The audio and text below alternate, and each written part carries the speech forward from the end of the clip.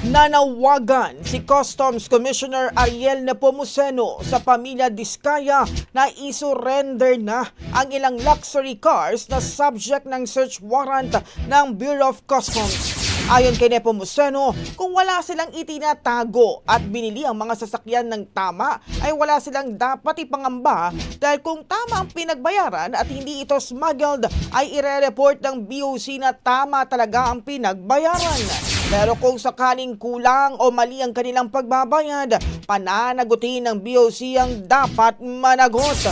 Kung hindi man voluntaryong isuko ang mga high-end na sasakyan, maoobliga ang BOC na magsilbi ng search warrant sa bawat bahay na pagmamay-ari ng pamilya Diskaya.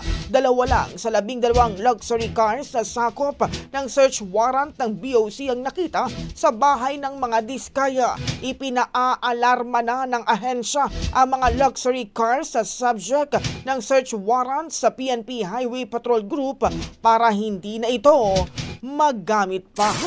Ang bahaging ito ay hatid sa atin ng DriveMax Herbal Capsule. Lalaking angat, tumatagal.